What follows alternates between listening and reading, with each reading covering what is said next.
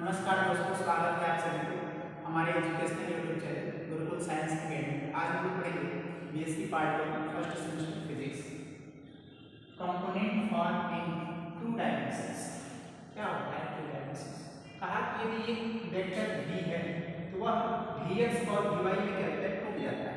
किसमें क्या होता है? vx और vy में टूट जाता है। यानी any vector can be broken into x component and y component.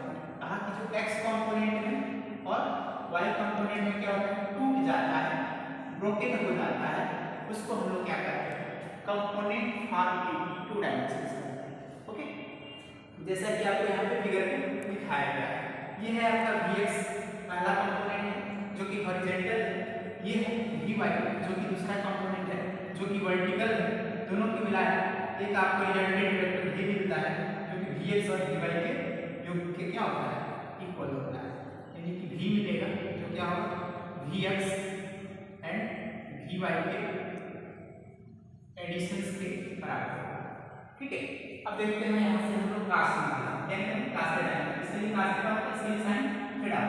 तो cos थीटा निकालेंगे तो vx/v, इसके vx/v, और इसी प्रकार जब sin थीटा निकालेंगे तो vy vy/v। ठीक है, यहाँ से हम vx निकालेंगे, इसका इसमें मल्टीप्लिकेशन हो जाएगा, इसका इसमें मल्टीप्लिकेशन हो जाएगा, vy बराबर v sin थीटा, vx बराबर v cos theta.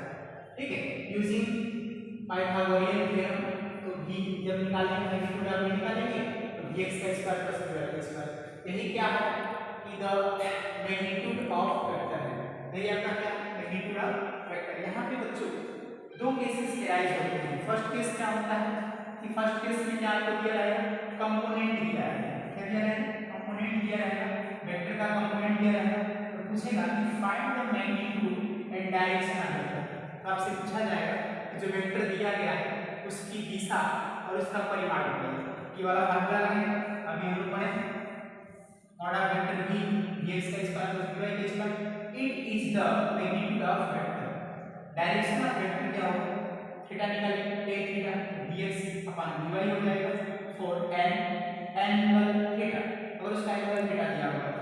Case number second है कि मैग्नीट्यूड एंड डायरेक्शन हमसे पता चल जाएगा of A vector, find the component. आपको यहाँ पे कंपोनेंट पता चल जाएगा, आपको मैग्नीट्यूड और डायरेक्शन दे दिया जाएगा, कंपोनेंट पता चल जाएगा, और यहाँ पे आपको कंपोनेंट दे दिया जाएगा और मैग्नीट्यूड और डायरेक्शन पता चल जाएगा।